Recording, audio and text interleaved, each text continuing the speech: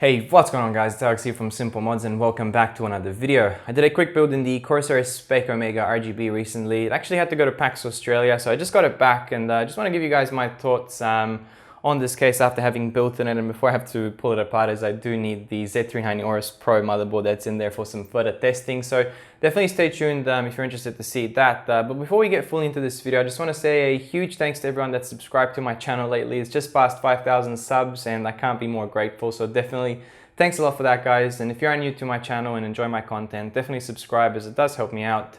And let me know any feedback in the comments below. But enough about that, let's check out this case. Now, the Corsair SPEC OMEGA RGB is definitely an interesting looking case with a distinctive style which Corsair calls a unique asymmetrical angular design, which does give it a nice modern look. However, that's not without its flaws, and some very interesting design choices by Corsair, some that don't really make sense to me, but we'll get into that in a moment.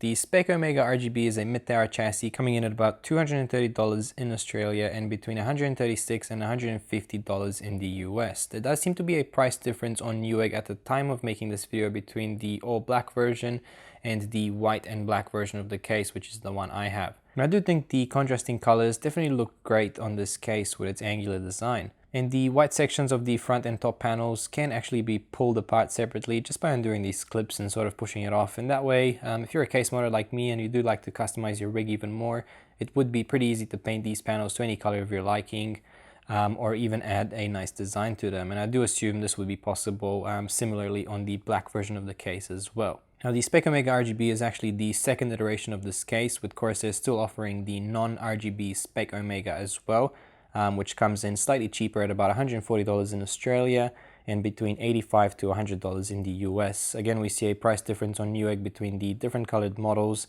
with the non-RGB version also offering a black and red color scheme as well, which does look pretty nice. And the difference between the two versions being RGB, of course, it does feature 30 individually addressable RGB LEDs in the front panel bar, with the included Corsair Lighting Node Pro controller module to fully sync the front panel lighting with other RGB components from Corsair, such as the two included 120mm HD 120 RGB fans, and fully control these with the Corsair IQ software. So that's definitely cool. However, you are paying a premium for the RGB features, so it's up to you to decide if it's worth it. But another thing to keep in mind is that the SPEC OMEGA RGB also comes with a power supply shroud, which I think is definitely something Corsair should have included with the original SPEC OMEGA as well.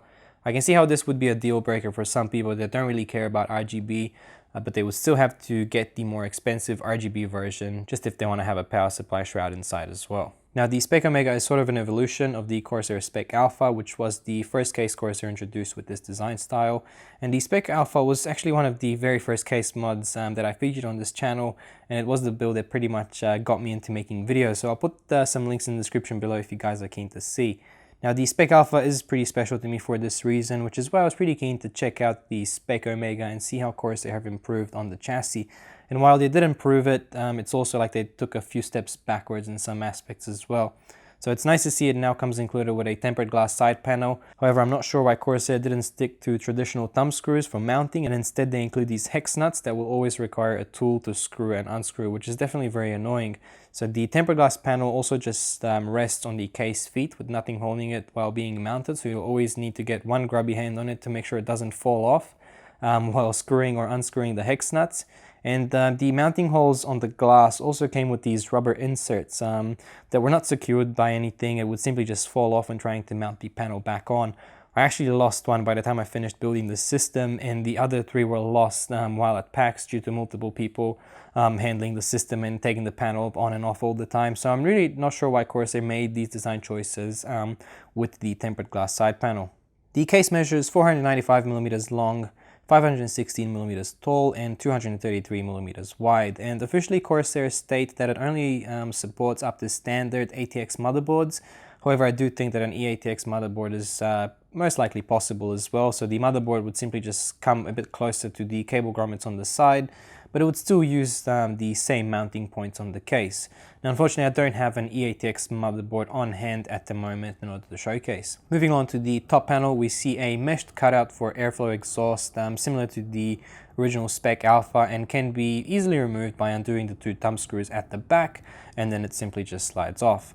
This reveals mounting for two 120 or two 140mm fans, However, just slightly not enough room to fit any standard 25mm thick fans in the top section outside of the case.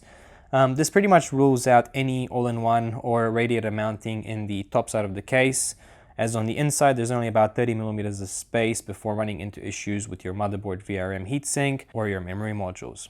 Thankfully, Corsair have upgraded the design from the Spec Alpha, with the Omega now able to fit a 360mm radiator in the front section. So taking a look at the front panel, towards the top you'll find the power button, dual USB 3.0 ports, headphone and microphone jack, and also a reset button. You'll see that the front panel design hasn't changed much from the original Spec Alpha. However, the right side is now acrylic glass rather than a meshed cutout, which definitely impedes on airflow, with the only airflow intake towards the front of the case being through this very small triangle section right at the bottom. And with the front section being pretty much the only place that you can install a dual or triple fan all-in-one cooler, it's not looking very good for the Spec Omega in terms of airflow. So I do have an H150i installed in the front, which is Corsair's 360mm all-in-one cooler, and I did manage to get the fans installed on the outside of the chassis right behind the front panel in order to allow for more room on the inside, although I'm pretty sure this is impeding airflow even more, especially to the second and third fans. And it's not how Corsair recommend mounting fans in the front section of this case. However, in terms of airflow, I tested the i9 9900K at stock with MCE disabled on the Z390 Aorus Pro motherboard.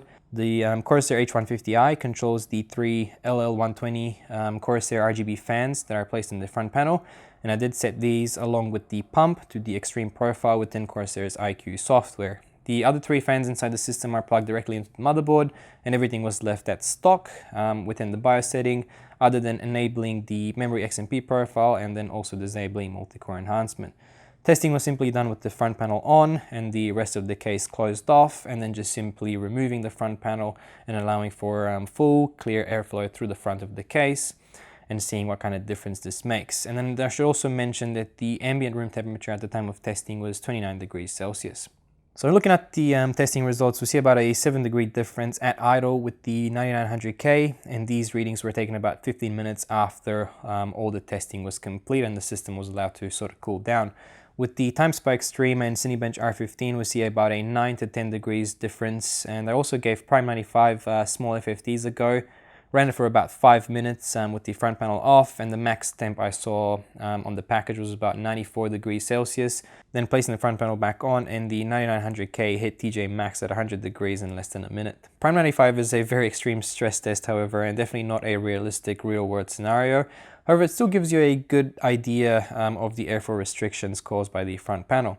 So I also looked at increases in overall coolant temperature measured by the H150i, and we pretty much see an 8 to 10 degree difference across the board. Now the Gigabyte RTX 2080 Ti graphics card that I have in there did a bit better in terms of testing between the two different scenarios, with only about 4 degrees difference between having the side panel off and then putting it back on. However, graphics cards are a bit better than CPUs when it comes to cooling efficiency.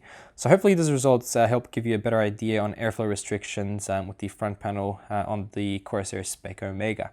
Now, turning our attention back to the case itself, I do notice that the front panel is held on by just a few plastic clips, which you'll sort of need to push out and then simply pull the front panel in order to remove it.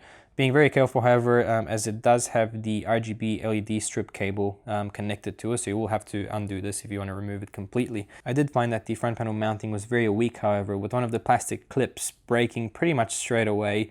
And then once the system came back from PAX, a couple more had broken, which is definitely very disappointing to see on a $230 AUD case. There are also no main dust filters included, only a small slide out underneath the power supply. If you're thinking of custom water cooling in this case, you have about 60mm of space between the power supply shroud and the front panel, with the extra room for fans if you decide to mount them on the outside like I did.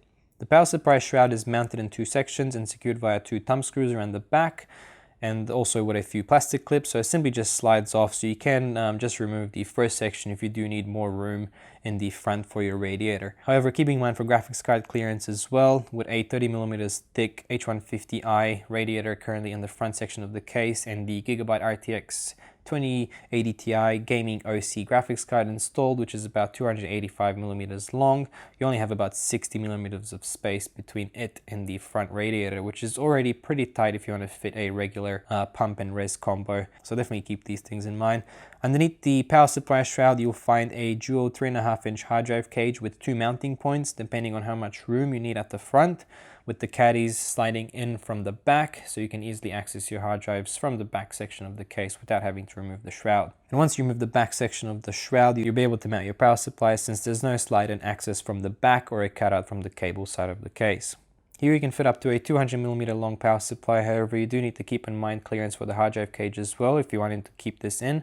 With the Corsair HX1000i, which is a 180mm long power supply, with the way I fit the front radiator fans on the outside of the case, I could have still fit the hard drive cage in as well. However, if you do want to mount the fans on the inside for a little bit better airflow perhaps, and then have a 360mm all-in-one cooler in the front, and you also want to keep the hard drive cage in, then perhaps a 160mm long power supply is the max that I would get for this case. Or a 180mm long with the way I have things mounted now, and you still want to have the hard drive cage in. Otherwise, you may come into issues with the cables sticking out of your power supply. Another thing to point out on the shroud is this cable cutout for what I'm assuming is to more easily run a cable to your graphics card. However, it does seem to me like it should have been placed slightly a bit more towards the front of the case, as it's not exactly in line with where your typical graphics card power connectors would be. And even with a 180mm long power supply, it slightly covers the cable cutout hole. If you are thinking of air cooling your CPU in this case, however, you have about 170mm of clearance before hitting the tempered glass panel, which is pretty much standard and will fit the largest of coolers in terms of height, including the Noctua NHD15. Before moving on to the back side of the case, I should note it includes the standard 7 PCIe expansion slots for a mid-tower, and it's also great to see these cutouts on the side to fit your screwdriver through, although no vertical GPU mount. Around the back, things get pretty tight if you're not good with your cable management, although if you do remove the hard drive cages like I did, you will have a bit more room to hide cables underneath the power supply shroud. Otherwise, in the back section, you get about 15mm of space pretty much throughout to hide your cables, and unlike the Spec Alpha before the Omega, it no longer features the rear side panel bulge, which sort of allows you to fit a bit more cables in there. Another thing to note around the back is that the 3 2.5-inch SSD mounts feature a spring mounted system, which works pretty easily. I didn't include any 2.5-inch SSDs, so I did choose to remove this as well, and then make my cable management a bit easier and cleaner. So there you have it, guys, the Corsair SPEC OMEGA RGB. I definitely like the look that it's going for. I was always a fan of the Corsair SPEC Alpha as well. I just wish Corsair would have put a bit more effort into functionality as well. And while the original SPEC Alpha was fairly cheap, or even perhaps the non-RGB SPEC OMEGA at $230 in Australia for the RGB version, that also comes with the power supply shroud, I think is asking a bit too much at this price point. There are definitely better case choices out there, unless you maybe really like this design and it's something that you must have. So anyways, guys, let me know your thoughts in the comments below. Subscribe if you enjoy my content, and I'll see you in the next one. Cheers.